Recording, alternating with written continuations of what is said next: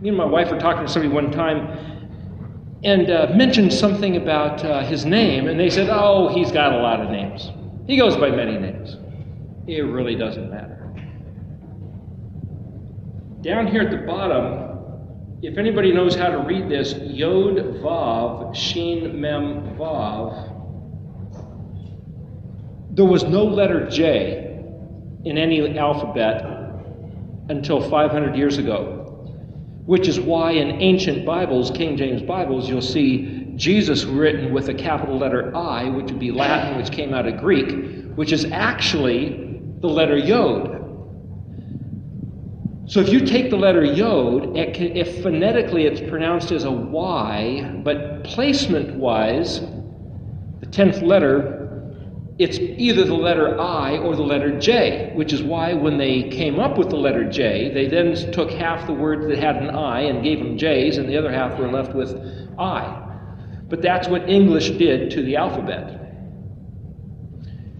Have you ever heard the phrase in English, oh, he's just some old Joe Schmo? It's a term of like, whatever. We don't know his name. We don't care what his name is. He's just some Joe Schmo. And you might think, well, that's English. It's actually Hebrew, which is why it's on here. Because if you were going to spell the word Joe, now you might say, well, the word Joe, for example, in Jerusalem, there's a place that's called, I think it's called Cup of Joe, like cup of coffee. And I believe they spell it with a gimel. And that's not really a J, but they kind of play with the phonetics. But the thing is, you'd spell Joe with a Yod Vav. And if you know the meaning of Yod Vav, the letter Yod means he will, and the letter Vav as a suffix means his. So the prefix of Yod and the suffix of Vav meaning his means he will his. He will what his? That's not good English. Hebrew words do not make good English, which is why they're retranslated. You look at Strong's Concordance or other dictionaries, and they'll give you better English renderings of words, because in Hebrew they're concepts glued together. They're not really elements. Elements are molecules of all the same sort of atom, but compounds are molecules made up of different sorts of atoms. So as we talked before about Hebrew's combined physics and chemistry and math and all, and engineering, if you take a compound molecule where you take different elements and hook them together, you form words. So if you have the concept of he will his, and the letter Yod is a hand that works, it kind of means he will accomplish his stuff. He will do what's his own thing. He will see to it, Yod, that he's about the working business of his own personal stuff. And then if you look at Shmo, is Shin Mem Vav. Well, the word Shin Mem means name, fame, renown, occupation, and Shin Mem Vav means his name. So anywhere in the scriptures that you see the word Shin Mem Vav, it's literally translated his name. But it also means his fame, his renown. And so when you say, I forget where it was, I think it was Psalm 102, where it says, he has exalted his word above all his name. And I told you once before, in one of the weeks, we had a conversation with a friend of mine, and we were discussing, I was expressing the significance of his name, Yod He Vav He. And the guy says, it doesn't matter, because the Psalm said, he has exalted his word above all his name. It's like, so his word is preeminent above his name. And it's like, how can that be? His name is like the ultimate. The ultimate thing is his name. These are all his names. Right on the top is I am that I am, or I will be what I will be. How can there be anything greater than that? His word is simply an expression of who he is. But his name, that says who he is. That says it all. El Elyon, the most high, the highest, the epitome, the ultimate. Oh, but he stuck his word above that? It doesn't make any sense. I had quite a bit of a conversation with my friend, and he wouldn't see it. No, he's exalted his word above all his name. It's like, that doesn't even make sense in English. What do you mean? Above all his name? You mean all of his names? No, all his name. Does that mean Every piece of his name? I mean, what are you saying, all his name? It doesn't make sense.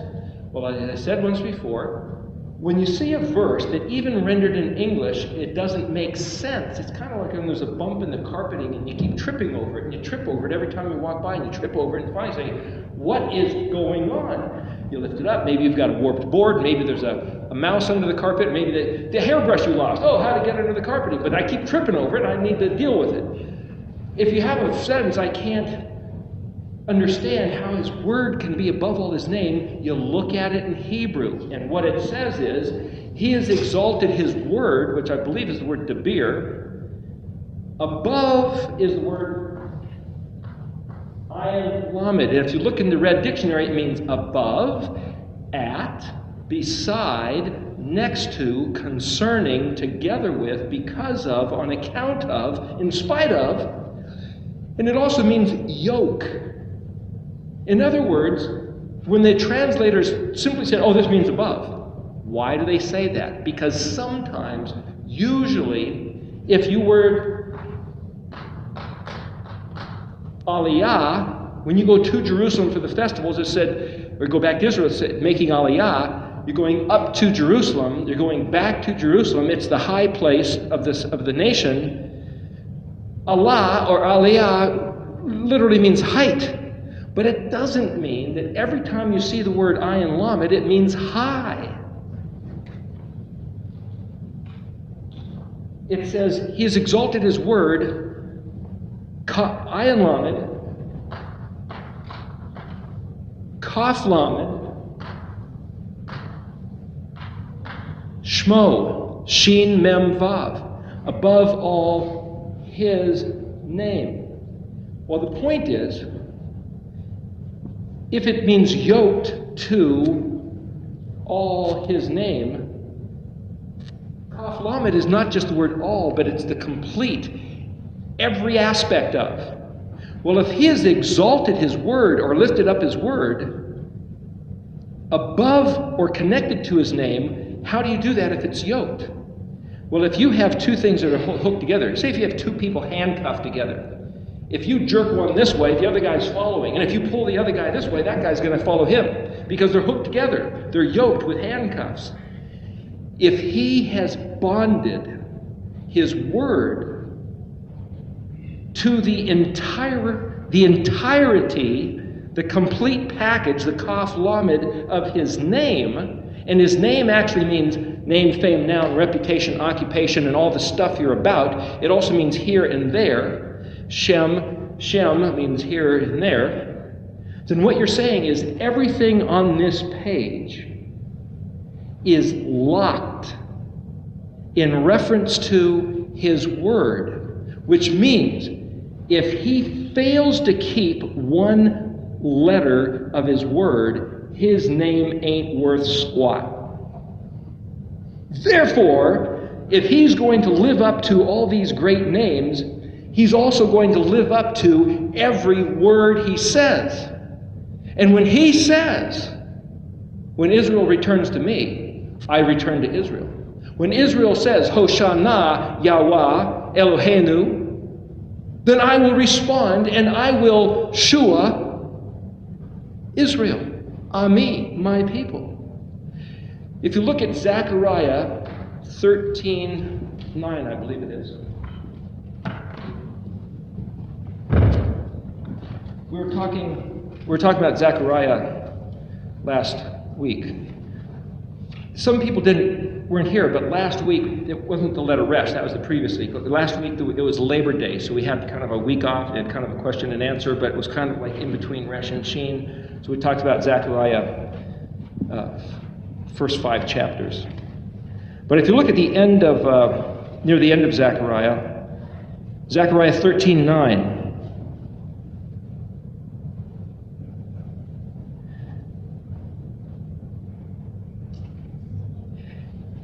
Back up a little bit. If you go into chapter 13 of Zechariah, it talks about the removal of impurity in the land. You'd have to read the whole book of Zechariah. I try to encourage people to do that for the week of the Resh. The word zakar means remember. A sword is also a zakar. Manliness, a male, a group of men, is also zakar. To have a memory like the man's family name is also zakar. So when he says, the name Yud-He-Vav-He is my Shem Zakar, it's translated memorial name, but it can also be read as the masculine attribute of the Almighty. Zakar Yah might mean remember Yah, but it also means, it's kind of an image of this picture, which is why we're talking about that. Anyway, he talks about a coming time of trouble to Jerusalem, and he's going to cleanse the land. But then, if you read verse 9, in fact, back up. There will be in all the land Nam Yahweh. When he says Nam, Nun, Aleph, Mem. Nun is to impart. Aleph, Mem means a mother, a matriarch, a nation, a people, and it's kind of like a place of incubation, or like a city. It's metropolis. A city is a place of industry where everybody works and is busy to produce product, just like a mother. So that's an Aleph Mem. And if you say, well, Nun Aleph Mem is to initiate maternity or to start things developing. And so every time in the scriptures where it says the word of Yahweh, or it says here the word of Hashem, if you read it in Hebrew, it says Nam Yahweh. What Yahweh's saying is, I'm going to throw the switch, engage the electricity, throw the lightning bolt, cause this thing to happen, and you can count on that. Every time he says Nam Yahweh, and it's translated the word of Yahweh, you don't quite get the same impact. So you have to read the letters and see what the letters mean, and then you get this deeper sense. Nam Yahweh. 2 portions, and in parentheses this here, of the population will be cut off and perish. And the third part will be left in it. This says 2/3 of the inhabitants of Jerusalem will die. Now, that's a pretty big event. Is that now? Is it in the future? Who knows? In a few days, on September 20th, the UN is trying to propose a resolution to take Jerusalem away from Israel, push Israel back. It might cause an international incident. Jamie's on his way, like I said, or there in Israel with Todd Bennett right now. But let's read verse 9. Because remember, Shin, fire. What's not afraid of fire? More fire. 2 types of fire the scriptures talk about. One is being thrown into the fire, the abyss, the lake of fire, the place of torment, the place of exclusion and being kicked out and away from Yahweh. But the other fire is the refining fire. All of our works will be thrown into the fire. So imagine you getting thrown into the fire. I believe Yahweh's going to throw us all into the fire. Good and bad, righteous and wicked. And the reason I say that is because he said the wicked will be thrown into the fire and burned as thorns are burned. But the righteous, picture the story in Daniel chapter 3 where Shadrach, Meshach, and Abednego were thrown into the fiery furnace because they wouldn't bow down to the king when he played the music and said, worship me as Elohim. They said, no, we're not going to do it. He threw them into the fire. The only thing that burned off were their ropes. If we get thrown into the fire, he says, the refiner's fire, all of the substance of our life that is wood, hay, and stubble will be consumed. But everything about our life which is of him and unto him will be refined and purified, the dross taken off, and what will be left is as gems, refined to their intrinsic beauty without flaw. If we get thrown into the fire, what we have a hope for is all of our pollution be done away with forever. And the substance of who we really are unto him will be allowed to freely express itself because the bonds of the restrictions of this dark age will be burned off. So we can look forward to being thrown into the fire knowing it won't harm the real us. It's not the same apprehension of fire as the wicked might have, ought to have, better have. So look what it says here, verse 9. I will bring, this is Yahweh speaking, I will bring that third, that's the one that doesn't perish in the conflagration of whatever calamity is about to come to Jerusalem. And this is Zechariah 13, who knows when that is. But anyway, I will bring the third part into the fire and purify it as one purifies silver, and I will refine it as one refines gold. It, that's the third part, a third of the people who endure, who survive, it will call out in my name, and I will answer it. Which name? Oh, he's got many names. Some old Joe Schmo. It doesn't matter what you call him. Pick any one of these names you want. These are all his names. It will call out in my name, and I will answer it. I have said, this is my people, and it will say, Yahweh is my Elohim. Now, if you look at that, actually in Hebrew, it says,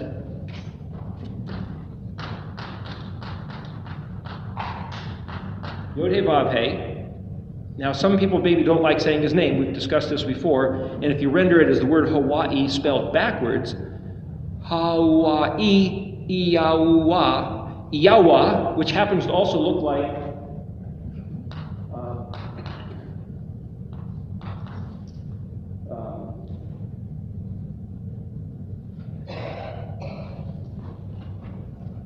I-E-O-U-A, which is the 5 vowels in English. Is that a coincidence? You know, it's shuffled around a little bit, but essentially, if somebody says, hey, you're not supposed to speak that name, it's like, hey, I'm just saying Hawaii backwards, and I happen to think maybe it sounds like that, but because nobody knows how to really pronounce his name, can you get in trouble for saying Hawaii backwards?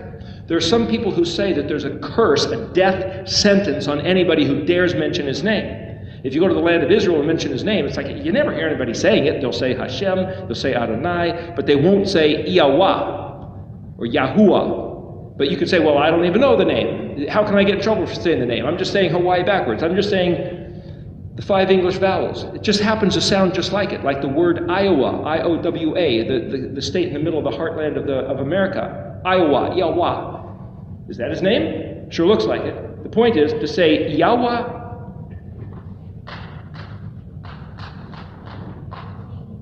Aleph Lamed Hey Yod. Hey Yod. It says right here, the last verse of Zechariah 13. And it will say, who's it? My people, the third who get saved and spared from the conflagration, as Yahweh has refined them as gold and silver. Yahweh El-Hi. So, this is my thinking when I read this verse. It says right here, Yahweh says, I'm going to say proudly, like a grandparent with their baby grandchild, this is my people. While the people are saying these 2 words. So if you're going to learn any Hebrew, I would suggest you practice saying these 2 words. Yahweh El-Hi! Or if you want to add some English to it, Yahweh is my Elohim! It doesn't say the words, I believe in Jesus. It says, Yahweh will spare the third of the city who says these words, Yahweh El-Hi. Now, if you want to see prophecy being fulfilled, learn these words, and when the time comes, say those words. It's a literal contract.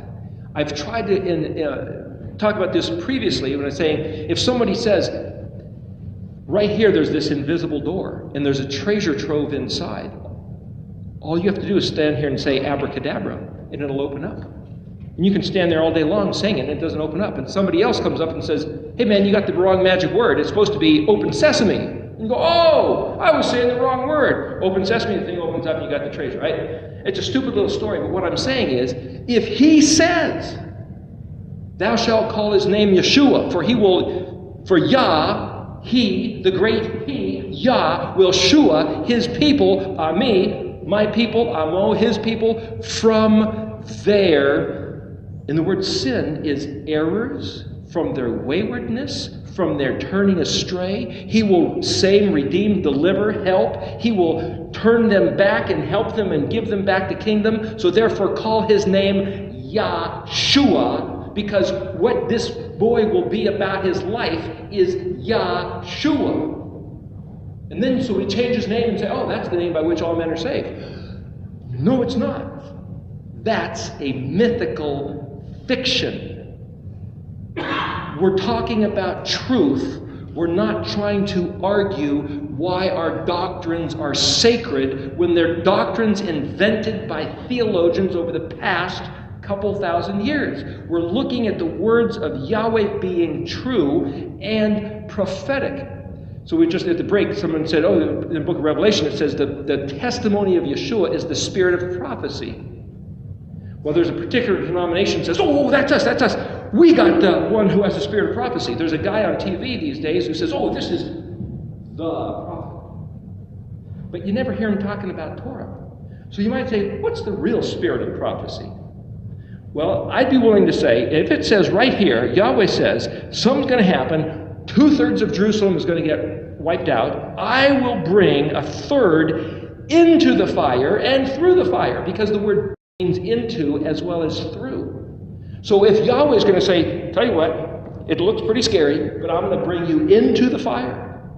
But I'm bringing you into the fire. You're in my hand, and I'm going to bring you into the fire to purify you and bring you out, and you're mine. That's where we want to be. We want to be through his fire. And if he says there's one, call them special words, there's one thing that these people are going to be saying. One thing these people are going to be saying. These people are going to be saying, Yahweh El-Hi, Yahweh El-Hi. I want to memorize these words. They're very easy. Let's all say it together. Yahweh El-Hi, Yahweh El-Hi, Yahweh El-Hi. See, you know it. You now can qualify, say those words anytime, and it's yours. Because it's the spirit of prophecy.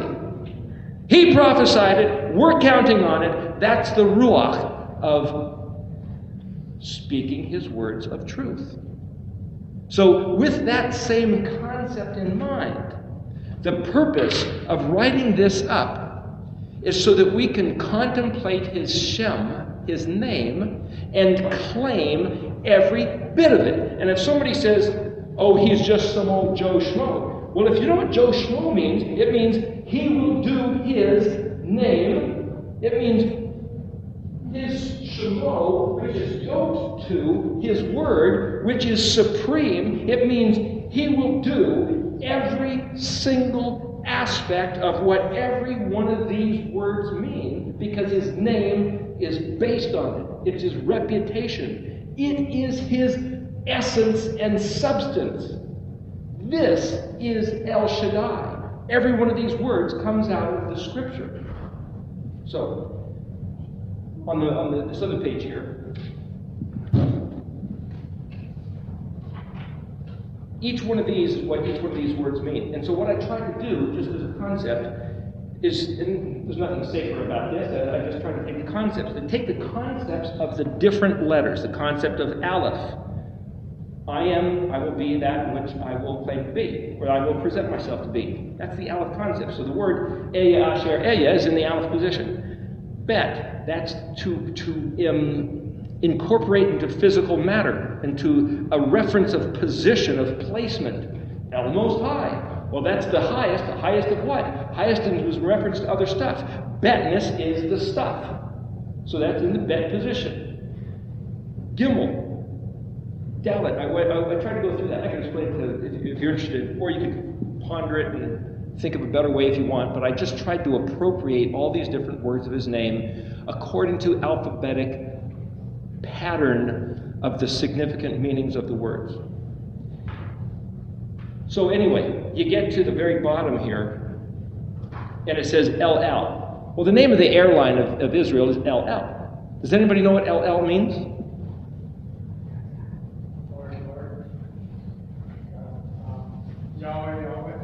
No, El doesn't mean Yahweh Yahweh. Does anybody else have an idea what El means?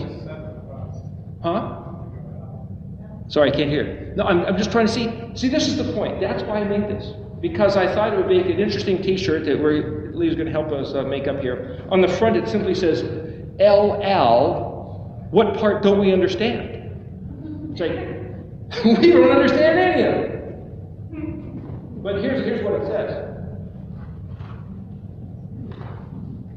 Aleph Lamed is the word which means God, power, strength. It's the short form of Elohim. Ayin Lamed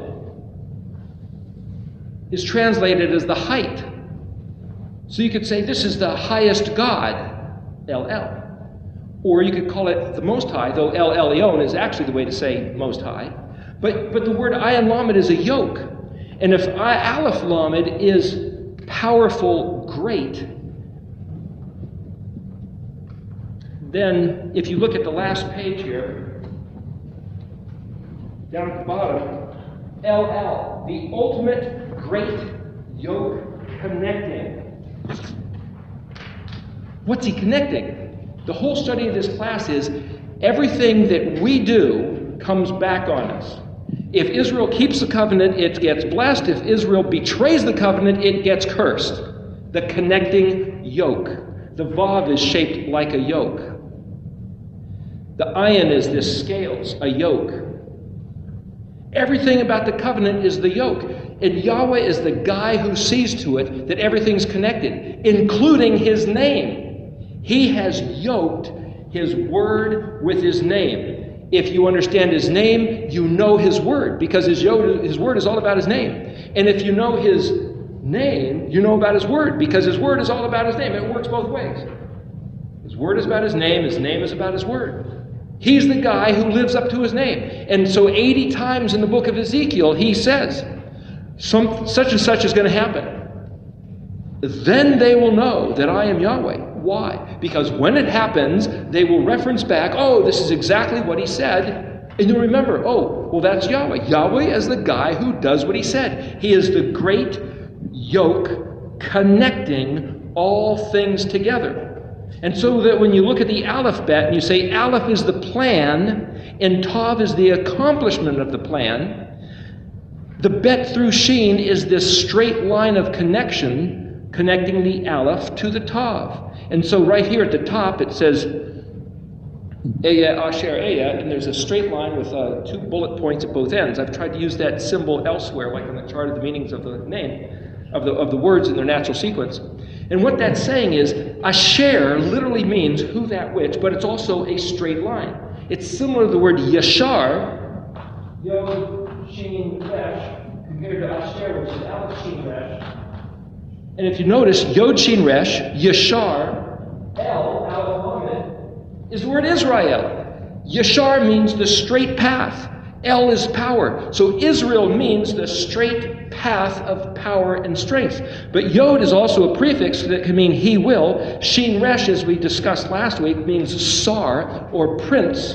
And Aleph Lamed is El or power. So it's the he will as a prince or a singer, as a poet, power and strength. Or remember, Shin Resh was also like a bracelet chain, or somebody who, like an artist who takes things and takes difficult matters and put them together into little links like a beautiful bracelet so that we can appreciate them. Who is Israel? Israel is supposed to be the people who are the prince of El along the straight path, who will take the difficult matters of the revelation of the kingdom of heaven to the face of the earth, to the peoples of the earth, and make them beautiful, poetic, melodic, like a bracelet chain of an ornamentation of beauty. Israel's job is to present the kingdom to the world just like that. The same way that Yeshua epitomized that job by presenting the kingdom of heaven to the people of Israel as a thing of beauty, as something that was apprehensible, containable, usable. It wasn't foreign. It shouldn't have been foreign. It wasn't too difficult. It wasn't too far away. Oh, it's right here. What Yeshua did is what Israel should do, and it's incorporated into the name of Israel. So the word Asher is this straight line. And so when you have a bullet point, it's a singular dot of saying it's very simple, this is what it is. When he says I am, Eya, or I will be, boom, it's like a bullet point, straight line, another bullet point. That one looks like that one. When he says Asher, Eya, Asher, Eya, it's like this picture of the 2 bullet points with a straight line in between, which is just like a picture of the Aleph, Bet through Shin, Tav. And so to get back onto the concept of the spirit of prophecy, the spirit is the word ruach, which means to like It's not just the word spirit. It means to open the doors and let the wind blow through, to expand, to spread out, to give air, to ventilate. And if you go from here to there, that's the path. The prescribed path from Aleph to Tav is the derek. The word derek is the path, or the sojourner, or the wayfarer. The one who goes from here to there is a derek on the derek. And so you could say, but the path that Aleph takes to get to Tav is like the blowing of the wind, the breath of Yahweh, the hay going from here, whoosh, from Aleph to Tav. And because it's the prescribed path of Yahweh out of his own mouth, that makes it Kadosh. Kuf Dalet Shin. So the Ruach, the path, the breath, his breath of going from his utterance from his mouth, from Aleph to Tav, is the Ruach HaKadesh. I'm saying in Hebrew that it's the Holy Spirit. It's the prescribed path, the sacred process. The spirit of prophecy is that the Ruach is going to go from Aleph and take it to Tav. You could look at the alphabet, the alphabet in Hebrew, and say, that's the spirit of prophecy. That's the Ruach of the prophesying that the Aleph that he intended will become the Tav manifest, just like he said. Though, as the song, the alphabet song, it's the one word that's never translated as the word Aleph Tav. It's a grammatical thing that points to, just like the process pointing to Aleph becoming Tav, you're pointing to that, that's the Ruach HaKodesh. It points to, it's like quotation marks. This is what's, you don't translate quotation marks. The word Aleph Tav in Hebrew is almost like quotation marks. It references something, but it's never translated. And it's a word we all reject. How have we rejected it? Because Yeshua himself said in the book of Revelation, I am the Aleph Tav. And he's the one we all reject. We either, in the first century, rejected him saying, he ain't the one, Kim be the one, let's kill him. And ever since, we say, the real Yeshua is not the guy that changed everything, distorted everything, nailed it to the cross and did away with it. He's the guy that told us to do it. Well, he can't be the one, we don't want to do it. Again, we've rejected him. The purpose of this class, the purpose of learning Hebrew, the purpose of engaging in these things these days, is so when we say Yahweh El He, what we're saying is, we're keeping the commandments of the covenant, we're keeping the testimony that Yeshua had, the testimony of Yeshua, as our own testimony. So we're keeping the testimony of Yeshua as the testimony of Yeshua by keeping the commandments. Because the letter Vav, and being a yoke, doesn't necessarily mean this thing and also this other thing. It might mean the combination of two things together. When you nail two pieces of wood together, they become one piece of wood, especially if you glue them. Well, the glue is a Vav, so is the nail. So when you have the pillar of fire, pillar of smoke, was it two different things, or was it one thing with two aspects? When Abraham was put into a slumber, a sleep, and two things passed through the middle of the split animals. It said like a smoking furnace and like a blazing torch. Two things, both a blazing torch and also a billowing furnace, or was it one thing that had two attributes? A billowing furnace and a blazing torch. It's the picture of the pillar of fire, pillar of smoke. It's the imagery, with two images of one thing that pass through, because the word Yahweh being Echad means one or unified. It's a collective. We could go on and on with some of these ideas. But where's my notebook? I was going to see where to put it. There it is.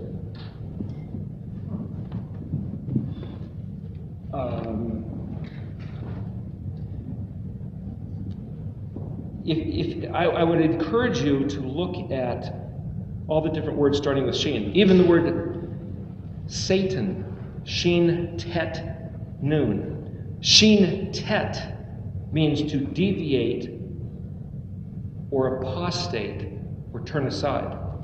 In Daniel chapter 12, it says, many shall run to and fro, and knowledge shall increase. The word for running to and fro is spelled Yod, Shin, Tet, Tet, Vav. I apologize, you can't see that, and if I rub this, the whole thing's going to fall over. Yod, Shin, Tet, Tet, Vav. It doesn't say run to and fro, but the word Shin, Tet has to do with turning aside and apostasy. It also has to do with like it being in a canoe and paddling with oars. If you picture a big galley ship with hundreds of oars slapping the surface of the water as these men are rowing, it's the imagery of these oars slapping the surface to turn the ship around and flurrying about. That's Shin Tet Tet. So you could say the prophecy in Daniel that many shall Yod Shin Tet Tet Vav, many shall run to and fro is the way it's translated, and knowledge will increase. Another way to say that is that many shall run to and fro trying to find better knowledge. But they're turning to apostasy. They're turning to frantic flailing at anything else other than what they've already been given, because what they've been given hasn't worked. And so you could say, what's going on these days? You know, the New Age religions, turning back to various other witchcrafts, turning to all kinds of religion. From what I understand, there's people are leaving the Christian church in droves. Why? Didn't they find what they're looking for? But there's another way to read this word if you simply look at the meanings of the letters. Though it actually means, in definition, deviate and apostasy, you could say, well, Yod is a hand, Shin is a fire. So Yod Shin is a hand of fire, or a hand holding fire. Picture a hand holding a torch. Two tets. Well, a tet is kind of like a seal. It's like the big stone that rolled in front of the tomb. It's kind of like the concept of the authorized signatory. Those are tet concepts, like the branding iron that says, okay, the cattle come in and you get branded, okay, this one's mine. Circumcision is like a sign, a tet, a branding, okay, this one's mine. The Shabbat is a branding, okay, this one's mine. Vav is a man. So if you were illiterate and you were just looking at this word, you could see the man who stands behind the two tets, the two seals, two shields, is, you might say, the picture is that the man is safe from the hand of fire. But it's not just fire, it's also the teeth. So then you read the story of the book of Revelation, and you read the story here in Zechariah, and Yahweh says, the one who keeps the testimony of Yeshua and the commandments of the covenant will be safe from the coming conflagration, the coming Shin. So does that mean running to and fro looking for help? Or does it mean the man who understands the book of Revelation, who understands the Torah, who understands who Yeshua really was, doesn't have to be afraid because he's safe? And the word, interestingly enough, Yod Shin, remember the Yod can be the letter I. It's also pronounced as a Y or a J, remember, but it's kind of like I, and the Shin as an S. Of course, that's backwards, right? It's the word is. And literally, if you look up in the dictionary, the word Yod Shin means reality, existence, possession, property, what you really have. So you look at this and you say, the man who is behind the double seal, and going back to those three different places in the book of Revelation, we were just talking earlier, Revelation 12, Revelation 14, and I think, what, chapter 17 or something? 19? Anyway, we can talk about that later, but the point is, to go on with it, the man who really understands that really is in existence. He's not going to get burned up. He doesn't have to be afraid of the teeth. Yahweh's going to pull him right through the fire. In fact, Yahweh's going to put him into the fire. He doesn't have to say, oh, don't throw me in there. Doesn't matter. Just doesn't matter. He can't be hurt. So if you look at Daniel 12:4, and it says, hide the words and seal the book until the time of the end, that's the next word. But you read it, for many shall run to and fro, looking for what the guy who's behind the two tets has already found. He's keeping the commandments of the covenant and the testimony of Yeshua. And so this whole thing goes together as a puzzle. But what I'm trying to show you is that this puzzle all fits. It doesn't deny the Torah, it doesn't deny Yeshua, and it explains the words of prophecy that were given that other people have guessed at and come up with all kinds of bizarre things which haven't been able to play out yet.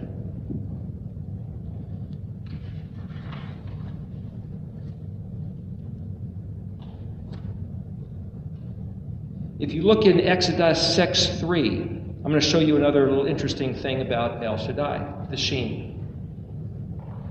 The word of, talk about, I have this all written down in these Hebrew letters. I'm sorry, I can't read it so fast in English. But it says, he says, he presented himself, the word Elohim unto Moshe, and he said to him, I am Yahweh, Ani Yahweh, Aleph Nun Yod Yahweh, that means I am Yahweh. And revealed unto Abraham, unto Isaac, and unto Jacob, Bet Aleph Lamed Shaddai. That means, Bet means as, but the letter Bet as a prefix means on, with, at, through, by. So see, here the thing is, you have different translations. So on the chart I have a few things for the letter Bet, and if you look in the dictionary you'll see a few things. But you see what the translators have done, they'll say, it doesn't make any sense. So this time we'll say that the letter Bet means by. By El Shaddai, then it says Vav, Shin Mem Yod. Well, if Shin Mem Vav, Shmo, means his name, Shin Mem Yod means my name, because see, the Yod is at the end. So what I'm trying to show you is that part of doing this translation work is that as you're reading in Hebrew, you notice tendencies of how the words are structured. You don't have to remember everything I'm saying, or you don't have to take a class on the internet necessarily, but you start looking and say, what's the difference between Shmo and Shemi? When Yahweh's talking, and you can see the translation where he says, my name. I did not present my name to Abraham, Isaac, and Jacob as Yod-He, Vav-He. That's what it says. But I presented it as El Shaddai. But here's another interesting thing. It says, lo, and then here's a certain word. I'm not sure if we talked about this word once before, but it's, gosh.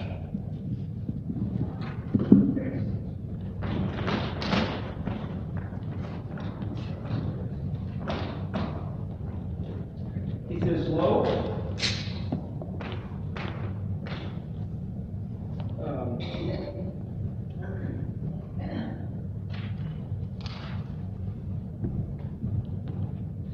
Nun, Vav, Dalet, Ayin, Vav, Yod, Lahem. As in verse. So he says, as El Shaddai did I reveal myself. Thank you. As El Shaddai did I reveal myself to Abraham, Yitzhak, and Yaakov, and my name Yahweh, lo. Does anybody know how to pronounce this? Nun, Vav, Dalet, Ayin, Tav, Yod. Anybody want to take a guess?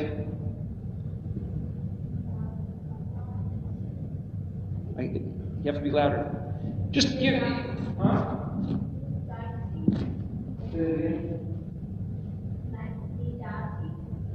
Well, this Vav would be pronounced as either an O or a U or a V or a W, right? That's a Vav. This is the N shape, N sound. Da'at. And at the end, E. Nudati. Nudity. That's I couldn't hear you say it. He says, my name, Yahweh, no nudity to them. What does that mean, no nudity? It sounds like English. The word nudati, da'at, means to know. There is a place, so he's saying, there's another place that I have made myself known to Abraham. The word is nudity. See that the da'at would be past tense, myself, Yod. Da'at is to know, and then to noon is to engage the action like a lightning bolt, which is to say, I'm going to do this. I'm allowing myself to be made known. Nudity. Like I said, the word Yahweh, the word Zakar, has the same imagery. That's a whole other story, but my point is, why would I'm trying to show you a problem with the translations. In Exodus 6:3, he says, by my name Yahweh, I didn't reveal myself to them. But another translation has it as a question that says, did I not reveal myself to him? It's like, well, wait a minute. He says, I revealed myself as El Shaddai. Did I not reveal myself to him as Yahweh? And another translation says, I did not reveal myself to him as Yahweh. Which is it? Two opposite meanings. One says he did, the other one says he didn't. That's the problem. Then you go to Genesis 12:8, and it says that he called on the name Yahweh. You go to Genesis 14:22, and it says his hand with the El Yahweh, El Elyon, Kana Shemayim Va'aretz. This is Abraham telling the king of Sodom. He says, I regard the strengthening of my hand by Yahweh, El Elyon, the Most High, Kana, maker of Shemayim Va'aretz, maker of heaven and earth. So here, Abraham is equating Yahweh, El Shaddai, El Elyon, and the maker of heaven and earth as the same God. However, it says here, I didn't reveal myself as Yahweh, but only as El Shaddai. But here, Abraham is quoted as saying that it's Yahweh. What I'm saying is that you look at the translation, it's hard to figure out what's going on. And when you make a statement like, okay, my translation says that Abraham did not know Yahweh as Yahweh. He only knew him as El Shaddai. Somebody can whip out these other verses. Then you go to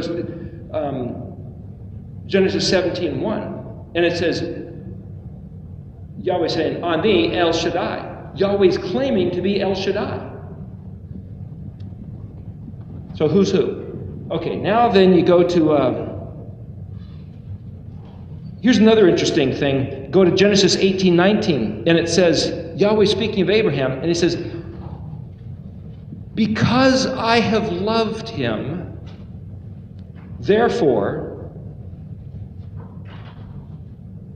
and then he says what he's going to do to bless him. But the word I have loved him is Yod, Dalet, Ayin, Tav, Yod, Vav. Yod, Dalet, Ayin, Tav, Yod, Vav. Vav at the end meaning him. This is what I have done. But that's not the word love. Love is ahava. And mercy and compassion is racham. But that's the word da'at. But it's translated, I have loved him. What does it mean? What's that? Wow. King James says, I know him. Yeah. But see, this is the Hebrew Tanakh. Don't these guys know their language better than King James, maybe? My point is, I keep trying to show you that the reason for this class is because he didn't say that he loved him or that he knew him. What he said is, Dalet Ayin Tav. I will do that, or I did do that with him. Dalet Ayin Tav. Look up Dalet Ayin. It means knowledge, understanding. Yod Dalet Ayin is where you get the word yada. You hear people say yada, yada, yada, yada. Yeah, no, whatever. It's not whatever. It's exactly the opposite of whatever. It's a really big deal. It's the experience of familiar knowing. Adam knew his wife Eve, and she begat. That's yada. And so see what we've done in our language is we flipped it out to be absolutely the careless antithesis. But Yahweh says the greatest love that he had with Abraham was yada, nudity. And again, you could say, oh, I only hear English. I'm trying to show you that a lot of English words are Hebrew. You probably know a lot more Hebrew than you know. And if you start looking through the dictionary and try to sound out words, for example, there's this other one that he came from Ur of the Chaldees. Abraham did. And I was looking at that, and all of a sudden I came across this, I don't see where I wrote it. I think it was spelled Aleph Vav, yeah, here.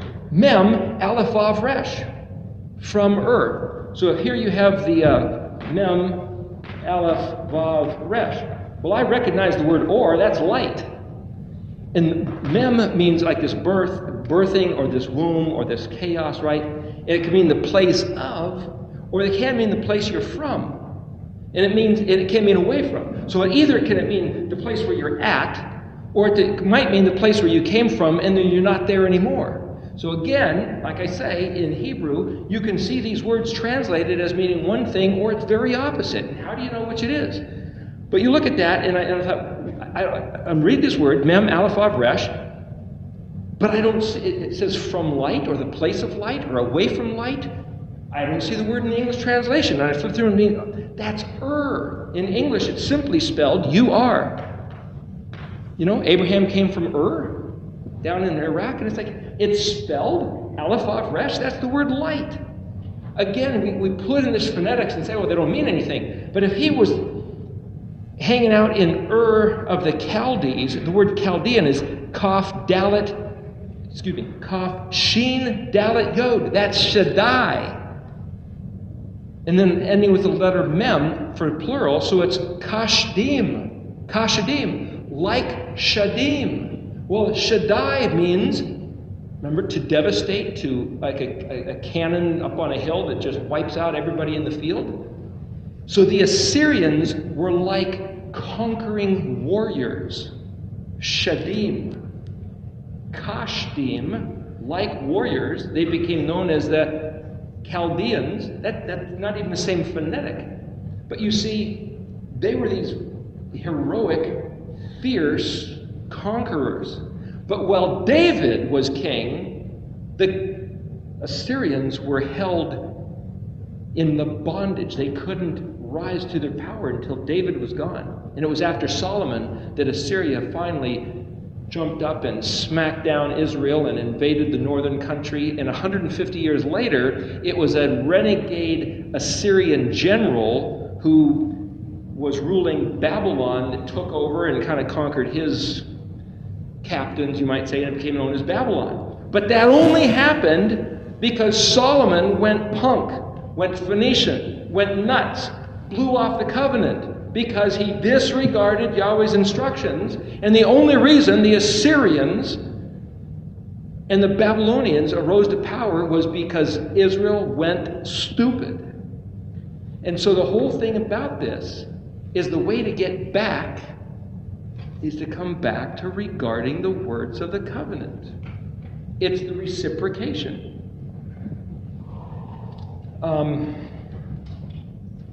If you go to Revelation chapter 1, we're getting right near the end here. Who is this one that John saw in the book of Revelation? So I wrote down a list of the character attributes of who John saw. Now we have to look at the book of Revelation and say this. Either John didn't see it, or else somebody manufactured the book and it's not true, or it is true. John did see it, and what we have in English, which came out of Greek, is the best rendering we have, though it's not in Hebrew. But we have to either trust it or not trust it. My rendering of the New Testament is to say anything I see in the New Testament, which looks just like the Old Testament, I can trust it. If it looks like something has changed, it's now skeptical. So, if the Old Testament that says Yahweh will save his people, that's Yahshua. And then if all of a sudden the Savior's named Jesus, wait a minute, something doesn't fit. But if the Savior's named Yahshua, just like Simcha Perlmutter said, hey, that fits exactly. What does Revelation chapter 1 say about this one in the vision of John? It calls him Mashiach. It calls him the Word of Elohim, which has got to be the Aleph Tav and the Aleph Bet. It calls him the one who was, who is, and is coming. He's called the trustworthy witness. He's called the firstborn from the dead. He's called the ruler of sovereigns of the Eretz. That's the ruler of the kings of the earth. It says he's the one who loved us. He washed us from sins in his own blood. He made us sovereigns and priests to his Elohim and Father.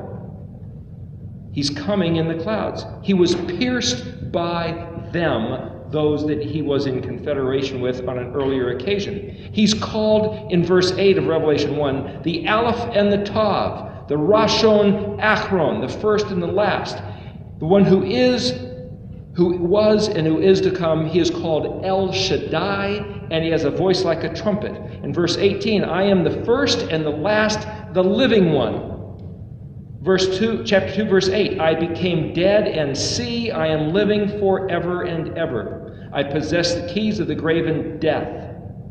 Chapter 3, verse 8, you have guarded my word and not denied my name. Chapter 3, verse 10, because you have guarded my word of, or with, is that the letter bet? Endurance, I shall also guard you. It's a qualification. If then, because you have endured and guarded my word, the yoke is, I shall guard you from the hour of trial which shall come upon all the world. That's these big teeth. The hour that's coming at the end to all the world, which is these big scary teeth, to try those who dwell on the earth. Well, the word try is nun somic. The symbol of the class, remember, the orange banner with the nun somic, it not only means life support system, but it also means to test, to experiment, to refine, and smelter. It's what Yahweh is going to do to his people. He's going to nun somic his people who are trusting in the nun somic, so that it's the word nissi for my banner. His banner over us is in love. See, everything fits together. But he's going to come to nun somic the earth, and the people that are already on board with the nun somic, the living one lifted up, who like the two letters with all the letters of the alphabet around it, like the picture of the Ahasuerus, which is the name of Esther's king, remember? It's like the center hub and all the spokes around it, and all the letters of the alphabet point to it. The word nun somic literally means a miracle, a sign, a signal, an ensign, and it's the exact same word as Aleph, Vav, Tav, the exact same meaning, which is oath, which is also a letter of the alphabet. So in each letter of the alphabet that he inflates, Yahweh Elohim Zavot, the word Zavot, Zadi, Bet means to inflate and fill up. Aleph, Vav, Tav, his armies are like these letters of the alphabet. Zev also has to do with sprouting a wing, so it's like Bet Aleph means to arrive, so it's like this, the arrival of winged warriors. Zavot. And if we say, Yeshua is our shepherd of life, Chayil Yeshua, we are his army, we're anticipating that he's going to inflate every bit of his oath, because in our lives we are filling up his word. If his word says, rest on the Shabbat, you betcha. Okay, we're resting on the Shabbat. If his word says to go to Jerusalem for the festivals, okay, we'll do everything we can to go to Jerusalem for the festivals. If his word says regard the festivals, okay, we're going to regard the festivals. And even if we're on the wrong track, and even if we're not got quite the right calendar and we're on the wrong day, the heart to regard his words is different than the heart that says, Joe Schmo, whatever. His name just, whatever. He is passionate about his name. Fanatical, zealous, jealous is the word Elkona. It's on the list. The four faces, Revelation 4, verse 8. These are the four faces on the hilt of the sword. The four faces, the ox, the man, the lion, the eagle. He chose, remember, he's the creator of heaven and earth. He created some beings, some cherubim, with these four faces. Ezekiel talks about it, and the book of Revelation talks about it. Those four faces are his design, Yahweh's artwork. There's a message in them. What do they represent? Servant, priest, king, judge. Matthew, Mark, Luke, and John, the four Gospels, the dispositions of what those things mean, that's another rendering. The four faces around the throne saying, Yahweh, Kadosh, Kadosh, Kadosh, Yahweh, El Shaddai, who was, who is, and who is who coming. You see, in the book of Revelations, it's equating Yahweh with El Shaddai, with the one who was and is, who is coming, the eternal one, the Kadosh one, and it's lining them all up with who this image of the one coming back, the Resh, our Shin, Kuf, after this. So what I'm saying is that these letters, Kuf, Resh, Shin, Tav, is the picture of the revelation of the face, the apprehensible part of our mighty one, our Elohim. But remember, the word face is Pei, Nun, Yod. Pei is a mouth. Nun is the living thing which emerged from And Yod, it means my, but it also means causes something to happen. What is it that's yours, that's in your mouth, that jumps out of your mouth and causes something to happen? Words. So if Yeshua is the Word of Elohim, he's also the face of Elohim, but we only saw his human camouflage, his masquerade while he was here, and we're not supposed to worship the camouflage, the masquerade, the mask of dust. But who he is, that's a different matter. And who he is, according to John and according to Abraham, is El Shaddai, Yahweh Elohim Sevaot, Konah, the maker of Hashemayim ve'ha'aretz. And you can go through the rest of this list. And if we said, that's El, the one who is connected in the highest regard, his name to his word, and the word Joshmo means he will do everything his name is about. Because that's him. That's who he is. He's the guy that does everything his name is all about. Then all of a sudden, Yoshmo becomes an incredible testimony and witness, ayin dalet. The way to measure who he is he's the guy who said he'll do what he'll do. And he can do anything. Because Ein Sof, without limit. Ein Sof, Somic Pei, Sof, or Zomic Vav Pei, like the word Joseph. Yod Vav, Somic Pei, means one who will accumulate and gather. Yom Suf, the sea of reeds. Reed is that which sucks up water. So Ein Sof literally means without the ability to suck up and dry it out. There's no threshold. Without threshold, that means if you have a room full of stuff and you started clearing it out and sucking it up, you'll never find the back door. Because he's the guy who has so much stuff you can't exhaust what he's got. You can't exhaust the depth, the complexity of who he is. This one who we are regarding his very words is so incredible, so huge, so vast unto eternal, countless numbers of dimensions. There's no absorbing it, sucking it up. There's no getting to you'll never get to the back door. Because the word suf is also threshold. You'll never find the threshold, the limit. These words are great. We can count on every single one of these words. Anyway, we're pretty much at the end here. Revelation 5, verse 7. The Lamb came and took the scroll out of the hands of him who sits on the throne. And then Revelation 5:9 and a few verses following. Does anybody have it? I don't have my New Testament up here with me. Does anybody else want to read what's right after 5:9? And we probably should end with that. Does anybody have it that wants to? Revelation 5, verse 9 and following.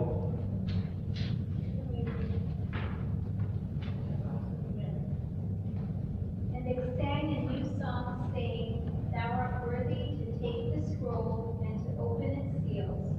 For thou wast slain and hast redeemed us to Elohim by the blood out of every kindred and tongue and people and nation, and hast made us unto our Elohim a kingdom of priests, and we shall reign on the earth. We shall reign on the earth. Not necessarily going to heaven. There's some speculation about where we go, but he has redeemed us back to Elohim. That's who this one is. Then the question is, well, what about the Lamb? Is he the same guy or not? What I'm saying is that even these words have left it a mystery. But if we simply leave it as saying we're supposed to worship Elohim, chapter 22, verse 1 talks about the throne of Elohim and the Lamb. Verse 3, his servants shall serve him. Revelation 22, verse 4, and they shall see his face, and his name shall be on their foreheads. Blessed are, verse 14, blessed are those doing his commands, those guarding the words of this book, and who worship Elohim, so that the authority will be theirs under the tree of life, and to enter through the gates into the city. Verse 16, I am the root and offspring of David, the bright and morning star. 22 verse 13 is like 3 Aleph Tavs, if you want to look at that. Revelation 19:1, hallelujah, deliverance, that's Shua, and esteem, that would be kavod, respect and power to Eloheinu, that's our Elohim, Yahweh. Verse 6, the people will be saying, Yahweh El Shaddai reigns. My point is, if there's any question about this class, about what do we think of Jesus and what do we think of Yeshua and who is Yahweh and who is El Shaddai, the best I can tell is that they are indistinguishable because they're essentially the same. The same words. Yeshua said, don't say, show us the Father. If you see me, you see the Father. Why? Because I say everything he said, and I only do what I see him doing. But anybody that comes along saying the Torah was nailed to the cross and is no longer pertinent, we have a new people, a new covenant, a new relationship. We don't keep the Sabbath day. We don't keep the festivals. We follow the customs of the sun god worshippers. That's not Yeshua. That's not who the book of Revelation was talking about. Any Christian out there that wants to be part of this number that the book of Revelation is talking about, I suggest you read the Torah. And any Jewish person out there that wants to regard Yod-Heh-Vav-Heh and El Shaddai, I suggest you read the book of Revelation and regard what the Almighty showed to Yochanan and come to terms with it, because your teachers aren't telling you the truth either. We need to take the initiative for ourselves to proclaim his word and to proclaim Yahweh El-He.